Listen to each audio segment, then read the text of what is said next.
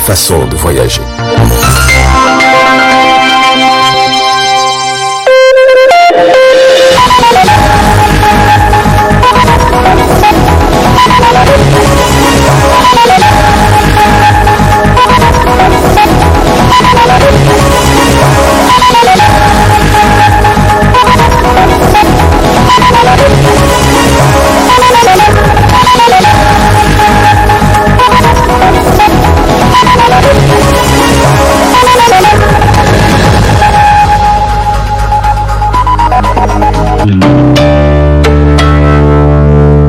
Initiée pour la première fois en novembre 2019, la Journée nationale du jeune leader est à sa deuxième édition cette année. Cette journée, organisée par le cabinet Leader d'Afrique, vise en effet à pousser les jeunes dans le domaine de l'entrepreneuriat. Il s'agit de former les jeunes à travers le pays et les initier à l'entrepreneuriat, toute chose que certains chefs d'entreprise apprécient et décident de soutenir les idées entrepreneuriales des jeunes. Nous ne cessons de le dire, l'État ne peut pas recruter tout le monde. Les entreprises privées, nationales et internationales vont devoir tirer avant de recruter. Le Niger regorge de tellement d'opportunités économiques que des concepts tels que la journée nationale jeune leader ne peuvent être que la bienvenue. C'est de ce genre d'action dont notre pays en a vivement besoin. Les principaux organisateurs de cette journée reviennent ainsi sur l'objectif de la célébration de cette journée au Niger. La journée nationale du jeune leader est née avec une mission: engager la jeunesse sur le terrain de l'entrepreneuriat et évoluer vers un changement de mentalité. Sur 200 jeunes formés à la première édition en 2019, 50 d'entre eux sont ici dans cette salle en tant qu'entrepreneurs, qui aujourd'hui ils se prennent en charge.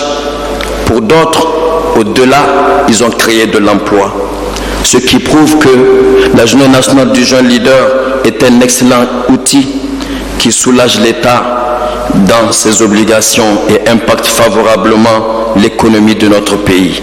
Pour la première dame Hajia Aïssata Issoufou, cette deuxième édition de la Journée nationale du jeune leader est assez particulière. La Journée nationale du jeune leader est un événement assez particulier, voire d'une importance capitale. En effet, il cadre parfaitement avec les préoccupations du gouvernement de la 7e République. Le président de la République fait de la question de l'entrepreneuriat et de la renaissance culturelle le socle de son combat pour le progrès du Niger. À la Fondation Gouri Vie Meilleure, nous sommes plus que résolus à faire de la jeunesse un pilier du développement économique et social de notre cher pays. Ainsi, vous conviendrez avec moi que la jeunesse la plus utile à sa communauté est celle qui apporte sa pierre à l'édifice du développement du pays par son autonomisation.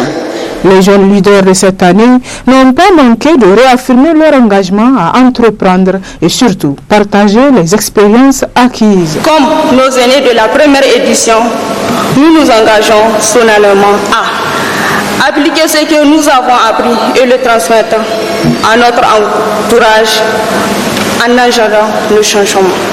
Être une valeur ajoutée et non une contrainte de notre communauté.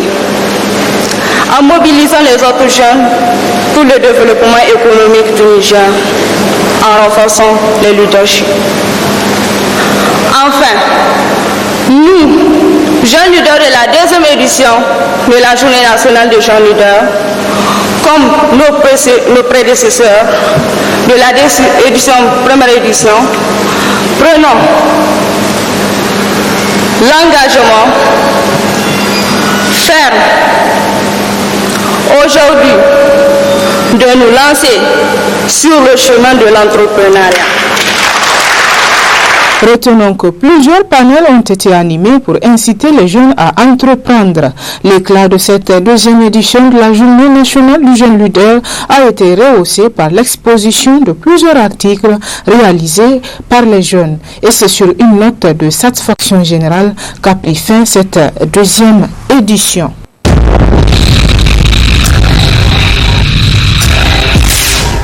C'est dans le cadre de la redynamisation de la formation continue des fonctionnaires de l'État nigérien que le projet de capacité et performance du secteur public pour la prestation de services PCDS a financé cette présente formation des agents de l'État dans le cadre de l'assistance stratégique à l'École nationale d'administration et à la faculté des sciences économiques et de gestion de l'Université Abdou Moumouni de Niamey. Une formation que les bénéficiaires apprécient à sa juste valeur. C'est un programme qui permettra à notre pays de disposer des capacités nécessaires pour se conformer au cadre harmonisé de la gestion des finances publiques au sein de l'UEMOA, directive à laquelle nos plus hautes autorités ont adhéré et en première ligne, son Excellence Issoufou Mahamadou, président de la République, chef de l'État. Selon les informations qui nous sont parvenues, il s'agit du tout premier programme d'une telle envergure jamais réalisé au Niger. Nous sommes fiers d'en être les pionniers. À l'évidence, cette formation a non seulement comblé un vide, mais elle nous ouvre la voie pour aller vers l'excellence au service de notre pays. Elle nous permettra de contribuer efficacement à la promotion d'une gouvernance de qualité au Niger, chose à laquelle vous accordez personnellement une importance capitale. Les partenaires techniques et financiers de l'État nigérien dans le cadre de ce projet ont réaffirmé leur engagement à accompagner davantage le Niger dans ses efforts de réformes administratives. Il n'est plus à démontrer aujourd'hui que les ressources humaines bien formées, compétentes et disposant de bonnes capacités techniques sont indispensables au processus de développement et constituent une formidable opportunité pour renforcer la mise en œuvre des réformes de l'administration en vue d'une modernisation de la gestion publique au Niger. Dans le cadre de ce mandat, l'équipe technique s'est attelée pendant 2 ans et demi à soutenir le développement et la mise en œuvre d'un programme de formation en continu à l'intention des cadres et agents de l'administration publique et à créer aussi les conditions qui permettront d'améliorer la formation initiale des futurs cadres de l'administration. Ces formations diplômantes ont privilégié 7 domaines de la nouvelle gestion publique.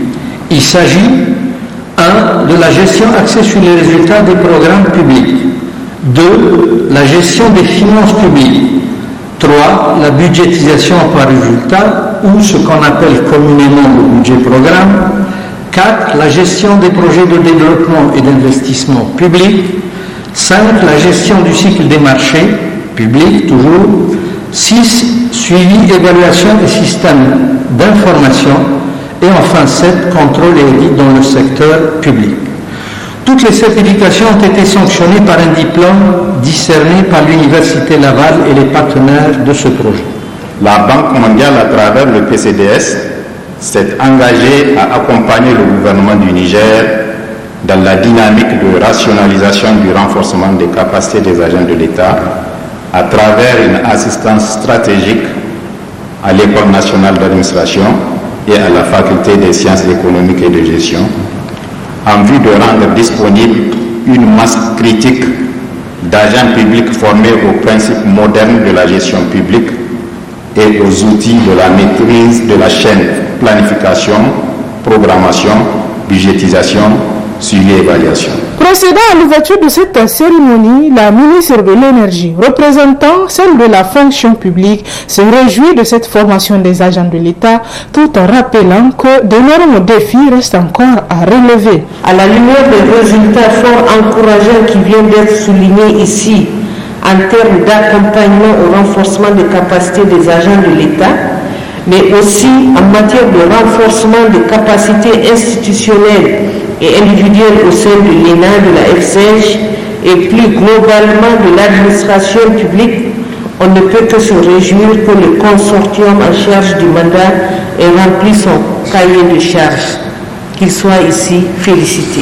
Je voudrais également féliciter tous les récipiendaires pour les efforts consentis et les exhorter à démultiplier les connaissances et habiletés acquises au sein de leur environnement de travail. Car c'est à ce prix qu'ils s'inscriront véritablement dans la dynamique de la gestion publique axée sur la performance prônée par le gouvernement. Ils sont donc nombreux les agents de l'État qui ont bénéficié de cette session de renforcement de capacités dans le domaine de la gestion de l'administration publique. Ces agents ainsi certifiés et accrédités auront leur parchemin décerné par l'Université Laval et ses partenaires qui, malgré la distance, ont manifesté leur joie à travers une vidéo. Cette formation des agents de l'État témoigne, si besoin, de l'engagement des autorités en place dans le cadre de la réforme continue de l'administration publique et surtout de la modernisation de l'État nigérien.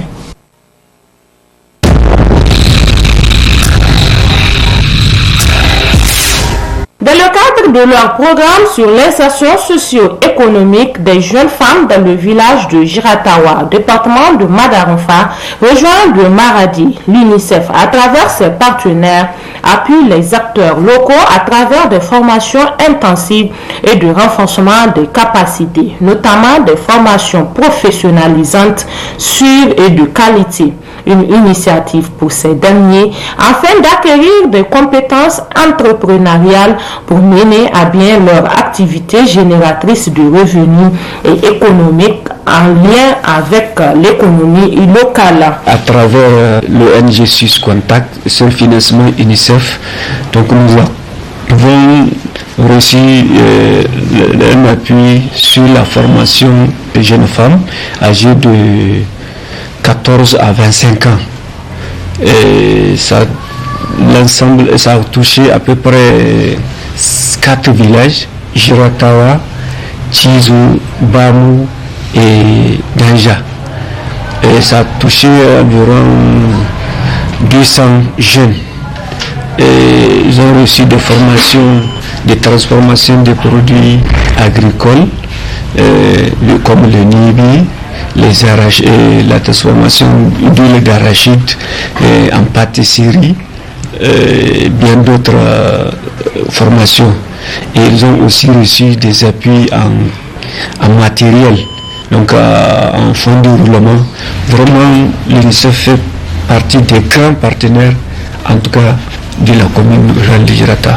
Nous aussi, au niveau de la commune, en tout cas, nous pouvons dire que l'UNICEF c'est la mère. C'est une mère pour nous. Sous financement norvégien, en collaboration avec le Fonds des Nations Unies pour l'enfance UNICEF, ces programmes de formation contribuent sans nul doute à l'autonomisation de ces femmes rurales.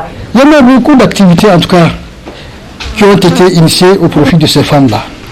Et le changement est visible, d'abord au niveau de leur foyer. Et leurs maris, en tout cas, sont très contents. En tout cas, toute la famille, en tout cas, est contente de voir, en tout cas, dans le foyer, un plus par rapport donc aux revenus de la famille. Si je vous dis que je peux, en tout cas, nommément vous raconter, en tout cas, tout ce que l'UNICEF a fait au niveau de notre commune, ça vraiment, on va essayer de prendre un temps. Parce que beaucoup d'activités ont été initiées, en tout cas, par l'UNICEF, surtout par rapport donc à l'éducation des jeunes filles, par rapport à la santé, par rapport à l'hydraulique, qui sais-je encore, il y en a beaucoup. Merci vraiment à l'UNICEF. C'est avec le sourire aux lèvres que ces jeunes femmes nous livrent leurs sentiments de joie et de satisfaction. Mun samu a taimako ko mun samu incin kanmu kenan an ba mu horo kala-kala. Insha Allahu mun gode mun iya sarrafa abubuwa kala-kala. Mun sarrafa taliyar wake, mun sarrafa kuskus, mun sarrafa abinci kala-kala, mun sarrafa moringa, kuskus ɗin wake, basi, biskit ɗin wake, don mu yi shi kala-kala, mun iya abinci kala-kala kuma mun gode Allah saka da alheri. An ba mu horo akan sarrafa kayayyakin mu na gona. Misali sarrafa wake da hatsi. Muna sarrafa wake mu yi biski da shi, mu yi kuskus da shi, mu yi taliya da shi. Shi kuma hatsi muna sarrafa shi mu yi dage da shi, mu yi basi da shi, shi ma kuma muna yin kuskusu da shi. Sannan muna yin garin kunu na yara kankana wanda ake masu kunu da shi. Proje Swiss Contact tare da tallafin UNICEF su suka ba mu wannan horo. Tsawon wata guda aka ba mu horo, muka kare aka sallame mu da kayan aiki da jari da kuma wannan attestation din mu ta kamar diploma ta shaidar mun yi aiki duka aka ba mu. Muna sarrafa gujiya kamar muna mai da kuli-kuli da shokola da biskit da kantin Ghana da loga dai muna sarrafa ta dai muna yin ta dai kala-kala da haraka gujiya. Gaskiya mu alhamdulillah wanga horo da aka ba mu mun gode, gaskiya mun samu albarka cikin shi, kenan watan da zamu dai sai mu ce mun gode Allah saka da alheri kuma Allah ya biya su. Les programmes de formation des jeunes femmes dans le milieu rural demeurent pour l'UNICEF et ses partenaires le chemin le plus sûr pour éradiquer la pauvreté et la faim, pour une croissance économique inclusive et aussi s'adapter au contexte du changement climatique.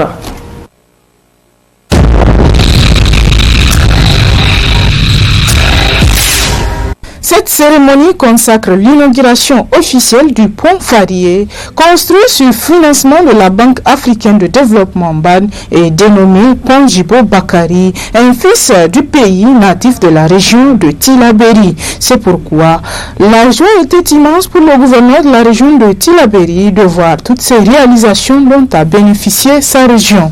Ce pont, baptisé au nom de Djibo Bakari, immortalise en effet la mémoire d'une grande figure historique du Niger, toute chose dont se réjouit la famille du défunt Djibo Bakari. Ce pont, trait d'union entre les populations nigériennes, immortalise la mémoire d'un grand fils de notre pays et réalise son rêve de voir tous les Nigériens unis et rassemblés dans une famille forte et puissante. L'homme mettait les intérêts de son pays et de la nation au-dessus des intérêts personnels. Monsieur le Président, merci de contribuer à la réhabilitation de ce canton dont l'engagement politique dépasse de loin les frontières du Niger et même de l'Afrique. La réalisation de ce pont témoigne de l'intensification du partenariat qui existe entre la Banque africaine de développement BAD et la République du Niger, notamment sous cette 7e République. Cette invitation qui nous honore constitue assurément un témoignage éloquent de la qualité du partenariat entre la République du Niger et le groupe de la Banque africaine de développement. Elle est surtout le reflet de la solidité de l'excellente coopération que nous avons su patiemment bâtir et consolider ensemble au fil des années.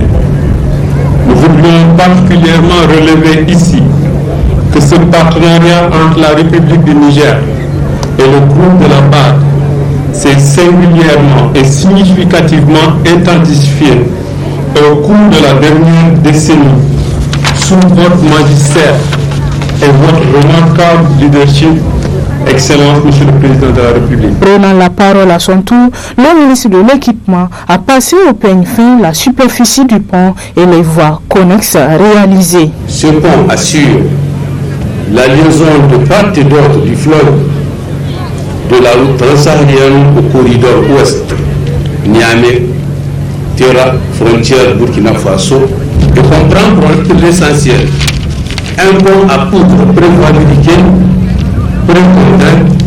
de 640 mètres de long avec 7 travées de 40 mètres chacune, un tablier de 12 mètres,50 de large avec 12 couloirs de 3,50 mètres et 2 couloirs de 2 mètres. 2 voies d'accès d'un linéaire de 2,871 km reliant le pont à la RN1 et à la RN4 à travers des carrefours en sens giratoire. 3 ouvrages d'équilibre constitués de dalles sur les voies d'accès. Sur le plan environnemental et social, De nombreux travaux connexes ont été réalisés, dont la construction des blocs de 4 classes, de 4 salles de classe, y compris des bureaux, magasins, latrines et points d'eau aux écoles de Fari et Hausa, Médersa de Fari. La construction d'un marché rural à Fari. La construction de 2310 mètres linéaires de murs de clôture pour les divers aménagements connexes sus-indiqués et le cimetière de Fari. Le coût de ce projet s'élève à environ 13 milliards de francs CFA, hors taxes, hors douane. Ce financement est assuré par la Banque africaine de développement, qui est toujours à nos côtés, aux côtés du Niger, pour le développement des infrastructures routières. Il faudrait souligner que ce joyau est la énième des infrastructures à mettre à l'actif des autorités en place. Il vient s'ajouter à la liste déjà exhaustive des différentes réalisations à travers le pays. La construction de ce pont constitue un ouf de soulagement pour les populations de la région du fleuve qui pourront désormais faire leurs transactions économiques sans grande difficulté.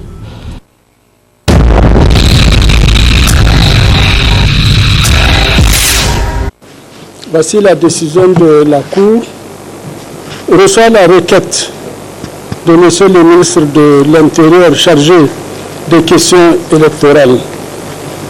Déclare inéligible à l'élection présidentielle premier tour du dimanche 27 décembre 2020 les cieux Abdou Issoufou Issa, parti MPJD Hasken Hota. Monsieur Abdul Salim Salim Mamadou Zangina, Force Niger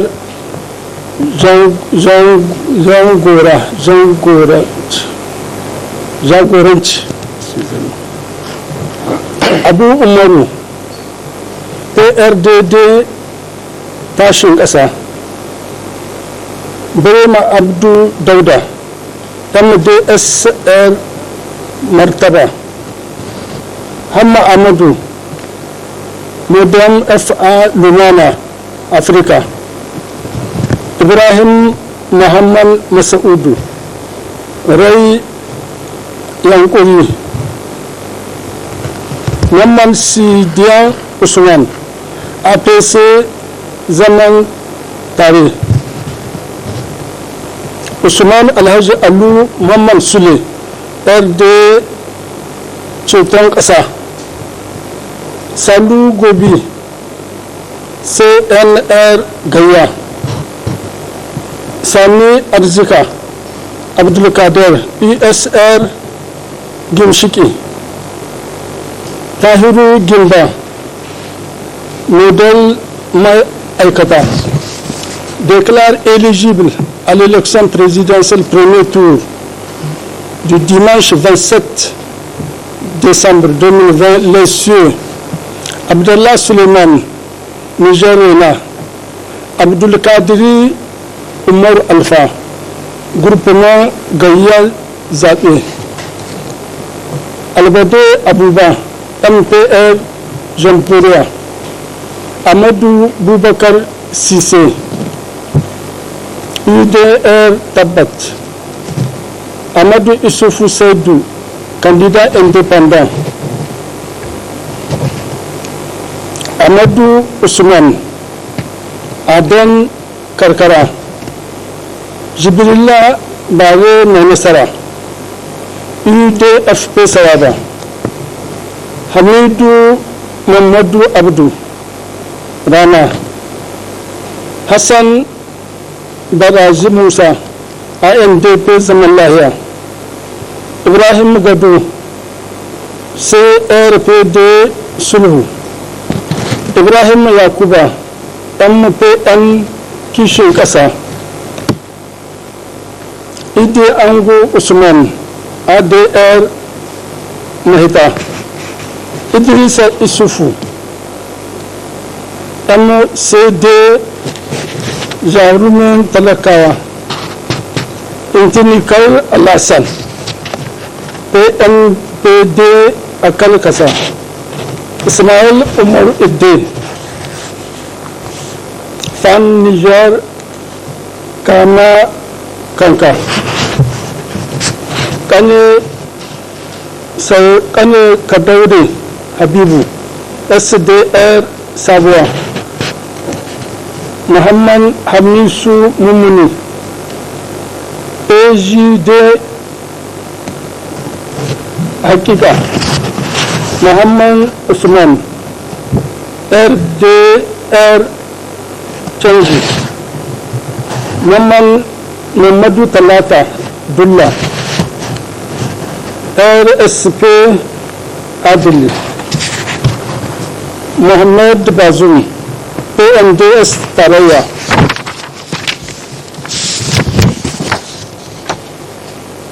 Munkaila Isa, RMDP Amini Banzumbu,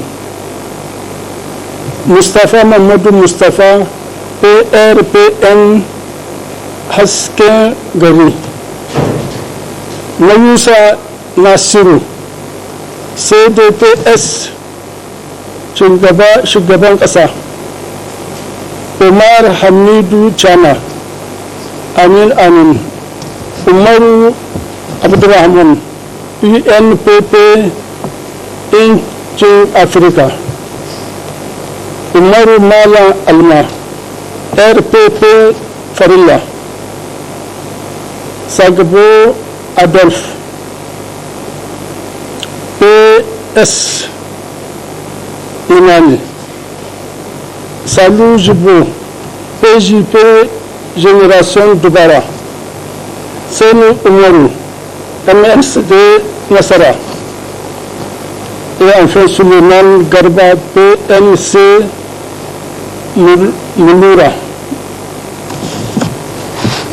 Ordonne la notification du président arrêt à monsieur le ministre de l'Intérieur chargé des questions électorales et sa publication au journal officiel de la République du Niger.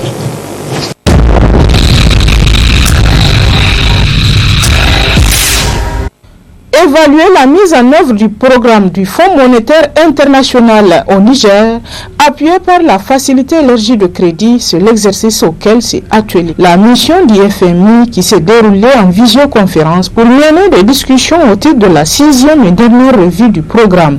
À l'issue de cette revue, des résultats satisfaisants ont été enregistrés.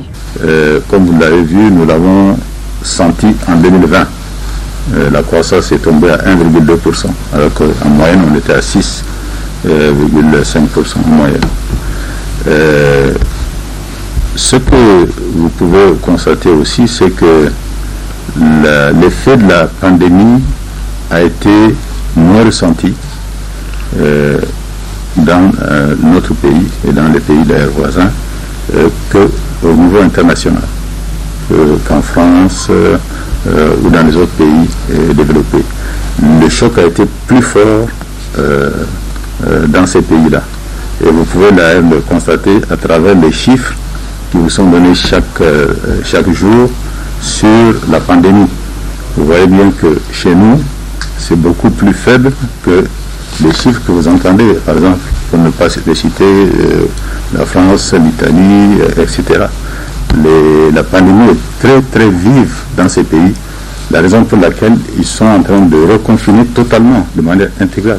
Ici, nous ne connaissons pas le reconfinement intégral. Et donc les activités économiques sont reparties déjà au cours de cette année de 2020. Pas aussi fortement que nous souhaitons, mais les activités économiques sont quand même reparties. Et nous pensons que si ça continue dans cette voie, 2021 sera une année beaucoup plus satisfaisante pour nous en matière économique que ne l'a été 2020. C'est ce qu'on souhaite et nous pensons, nos prévisions avec le FMI, nous avons arrêté ces prévisions-là pour 2021. Le FMI n'a pas manqué de saluer l'engagement des autorités nigériennes dans la mise en œuvre des réformes du plan de développement économique et social 2017-2021. Le gouvernement du Niger reste résolu à mettre en œuvre des réformes continues dans son programme de développement économique et sociale 2017-2021, qui est appuyée par l'accord au titre de la FEC. Globalement, l'exécution du programme est contrastée. Parmi les réalisations à saluer figure l'appurement du restant des arrêts de paiement intérieur et la politique prudente en matière d'endettement extérieur. Cependant, les dépassements de dépenses en 2019 et les difficultés persistantes à accroître les recettes intérieures témoignent des défis qu'il reste à relever. La riposte économique à la pandémie de Covid-19, qui comprenait une aide alimentaire et un appui au crédit pour le secteur privé, permettra de maintenir une croissance supérieure à 1% en 2020, et c'est bien que les mesures décisives prises au départ pour endiguer la pandémie aient pénalisé l'activité économique. La croissance devrait rebondir à 6,9% en 2021, avec le début prévu des exportations de pétrole en 2022 et le maintien de la vigueur de l'investissement à moyen terme. La croissance devrait être de 9% en moyenne. Ainsi, au terme de cette mission, il ressort que la mise en œuvre du programme a été satisfaisante et ce, malgré l'environnement économique difficile. Il faudrait aussi souligner que dans les conclusions de cette 6e revue du programme économique et financier, plusieurs actions ont été convenues dans le cadre du programme, ce qui permettra d'améliorer et transformer significativement l'économie du pays.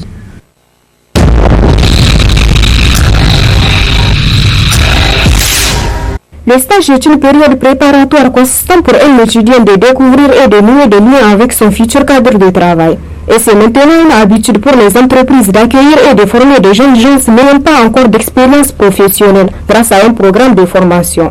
Notre stage se déroule bien et les agents que nous avons trouvés ici et nous encadrent bien dans de bonnes conditions. Nous n'avons aucun problème avec qui que ce soit. Et pour nous, c'est un bon choix. C'est un choix de nous trouver ici, dans cette télévision. Les stages se déroulent vraiment dans de bonnes conditions. J'ai été bien accueilli par mon chef et je n'ai aucune contrainte avec eux. Bien que ça me fait une semaine que je suis ici, j'ai accueilli beaucoup de choses par rapport à mon stage. Attirer l'attention sur les abus de l'utilisation des stagiaires dans certaines entreprises, tel est l'objectif de la célébration de la journée internationale des stagiaires, qui est fêtée chaque 10 novembre de l'année. C'est une journée qui permet vraiment aux stagiaires de dire la manière ou les conditions dans lesquelles ils sont en train de travailler dans les sociétés et les entreprises. Et ça permet aux autres de voir les conditions dans lesquelles les stagiaires sont en train de travailler dans les sociétés. Certes bien traités dans certaines entreprises, mais victimisés dans d'autres. Il est temps pour ces entreprises-là de comprendre que le stagiaire n'est pas un esclave à surexploiter, mais un futur employé.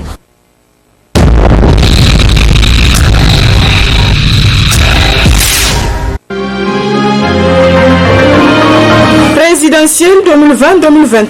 Pourquoi Bazoum est-il un incontestable favori? S'interroge en gros dans ces colonnes le canard déchaîné. Les observateurs de la scène politique s'accordent sur le fait que cette compétition sera marquée par des poids lourds et des poids légers pour emprunter au vocabulaire du noble art. Mais un candidat semble avoir, selon le journal, la faveur de tous les pronostics, ce qui le place dans la position d'ultra favori de ce scrutin présidentiel. Il s'agit pour le confrère de Bazoum Mohamed. Bazoum Mohamed dispose du premier atout pour un candidat, à savoir le fait d'appartenir à un parti politique qui est pratiquement représenté dans tous les coins et recoins du Niger. Bazoum Mohamed a également, selon le confrère, l'avantage du bilan assez élogieux de l'actuel président de la République, Issoufou Mahamadou, issu de la même formation politique que lui, à savoir le PNDS Tareya, et qui a réussi en 10 ans de règne à transformé radicalement l'image du pays à travers non seulement des réalisations dans tous les secteurs de la vie de la nation, routes, classes, centres de santé, recrutement à la fonction publique, etc., mais également grâce à une diplomatie proactive qui a mis le pays sous les feux de la rampe sur plusieurs sujets liés à la sécurité, au climat et à l'intégration économique du continent par le biais de la zone de libre-échange continentale africaine ZLECAf.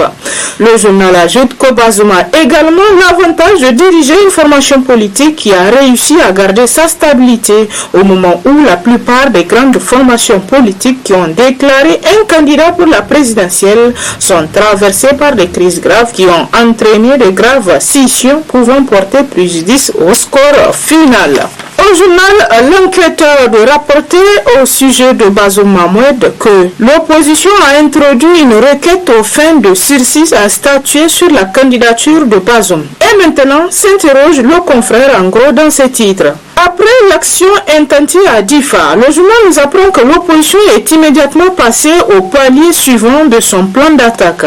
Ainsi, le 12 novembre 2020, une requête aux fins de sursis à statuer sur la candidature de Bazoum Mahamed a été déposée à la Cour constitutionnelle par 4 candidats à l'élection présidentielle, tous de l'opposition.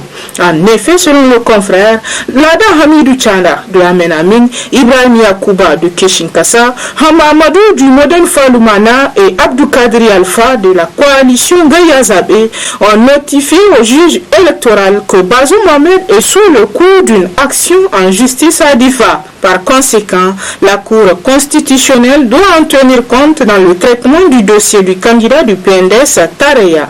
En clair, le journal écrit que les auteurs de cette requête visent à convaincre l'institution en charge du tri définitif des candidatures de bien vouloir attendre l'issue de l'assignation en contentieux de nationalité avant de se prononcer sur la recevabilité ou non du dossier de Bazoum Mahamed. L'article 137 du Code électoral dit, selon le confrère, 45 jours avant l'ouverture du scrutin, le ministre chargé des questions électorales arrête la liste des candidats et la transmet à la Cour constitutionnelle qui dispose d'un délai de 48 heures pour se prononcer sur l'éligibilité des candidats. La liste des candidats éligibles est immédiatement publiée. D'après les informations du journal, le ministère de l'Intérieur s'est conformé à cette disposition en transmettant les dossiers à la Cour constitutionnelle.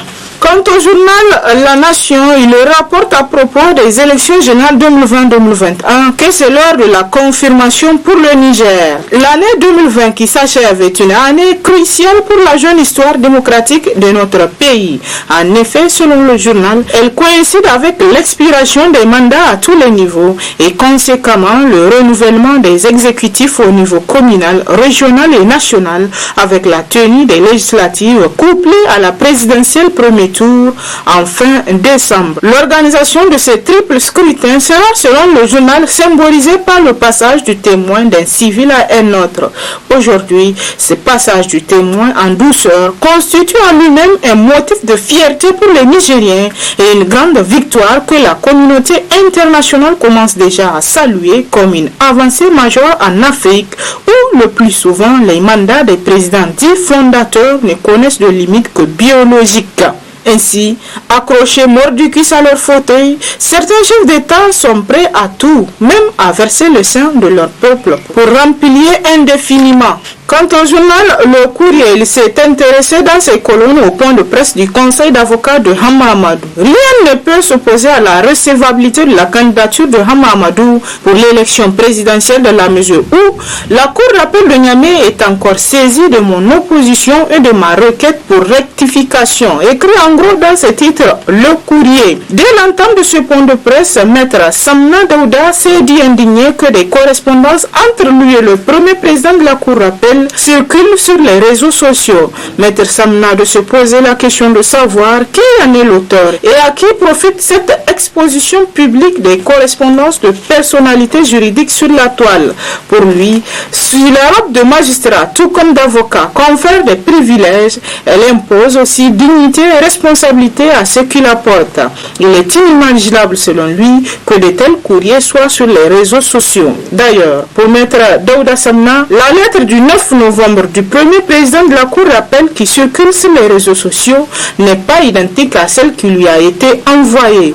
Mon client Hamamadou a inscrit de lui-même à ma présence le 28 octobre une opposition contre l'arrêt 31 du 30 mars 2017 de la Cour d'appel de Niamey. Après cette requête, mon client a demandé au procureur de la République près le tribunal de Tilaberi de lui fournir un casier judiciaire. Ce qui fut fait le 30 octobre, nous apprend toujours le confrère pour qui un casier contre lequel nous avons introduit une requête le 5 novembre 2020 par devant la Cour d'appel de Niamey pour requête à rectification. Quoi de plus normal, s'indigne Maître Samna.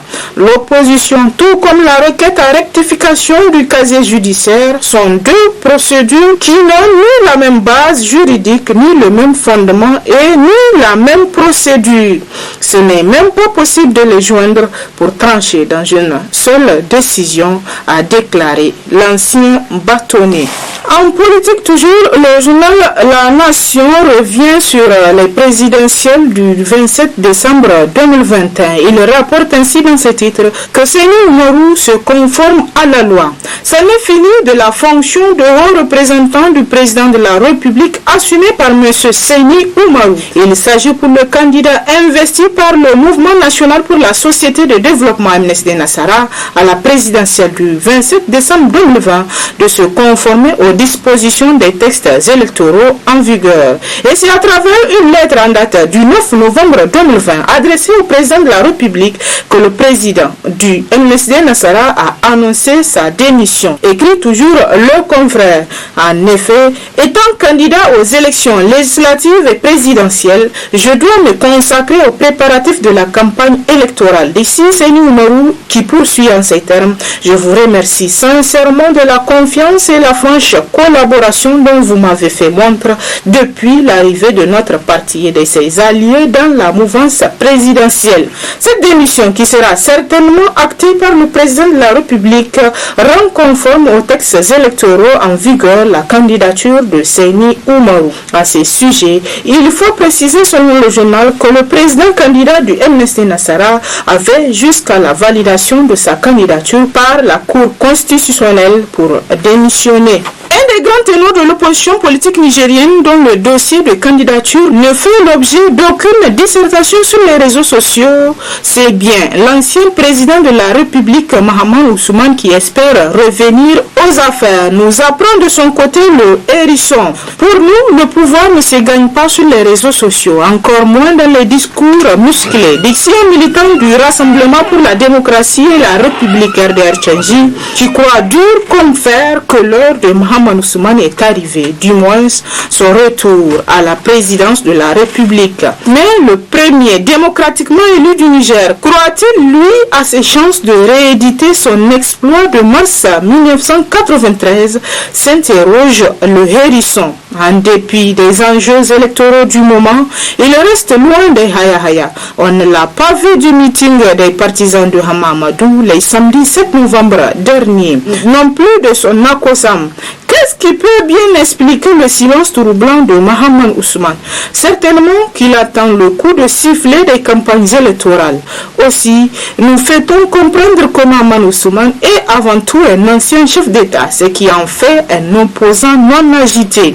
Il y a aussi, selon le confrère, cette qualité intrinsèque de l'homme, très mesurée dans ses prises de parole, comme quoi ne devient pas président qui rêve de cette fonction. Si en 2011, tout comme en 2016, Mahaman Ousmane jeune n'a pas été dans les bonnes grâces de Dieu de la politique, en cette année 2020, il sera surveillé de très près par ses adversaires. Non seulement il est candidat de 2 partis politiques, RDR Tchandji et MNRD Hankouri, mais mieux, le contexte peut lui être favorable si l'ambition de son compagnon de lutte, Hama Amadou, venait à être stoppée à la porte de la Cour constitutionnelle, estime le journal. Plus loin dans ses colonnes, le Hérisson rapporte le deal politique entre le MDN Falala versus MNSD Nassara dans le Damagaram. Des grandes oppositions en perspective, s'exclame le Hérisson.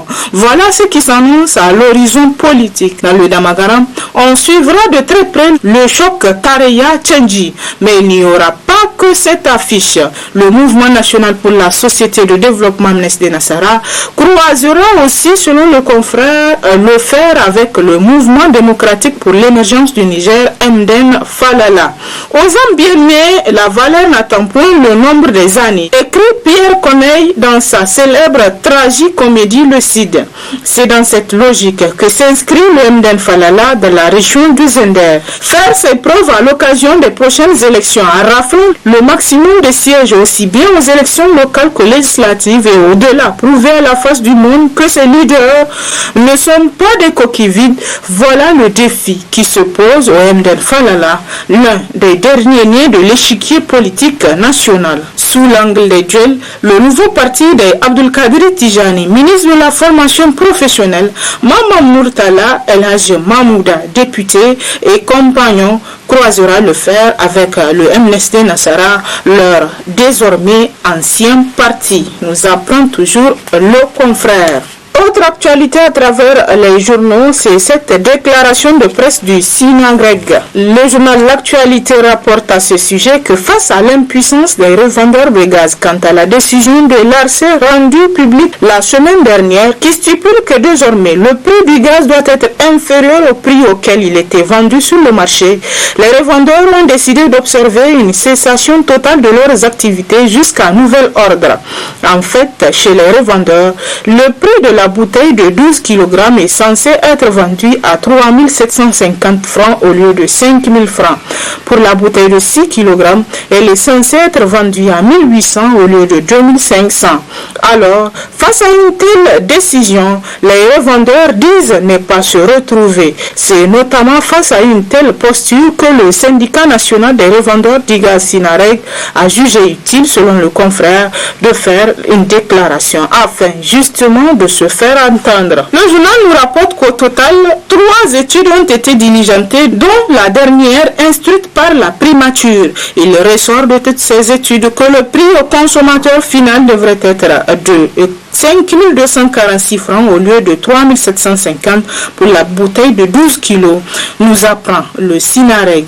En réalité, la dernière annonce de réduction du prix du gaz par l'ARCE n'est qu'un coup de communication dont on ignore l'objectif. Ainsi, le Sinareg informe l'opinion que l'État n'a rien diminué au prix du gaz, stipule le dit syndicat. Il rassure par ailleurs que les revendeurs de gaz sont prêts à revendre le gaz au plus bas prix possible si l'État crée les conditions en subventionnant ou en remboursant leur investissement. Il ajoute selon le confrère que suite à l'injonction de l'ARCE qui est censé jouer le rôle d'arbitre, donc de régulateur impartial, alors ne pouvant pas vendre au prix fixé, nous avons fermé. Et c'est l'essentiel de l'actualité à travers les journaux cette semaine. Très bonne lecture et à la semaine prochaine, Inch'Allah.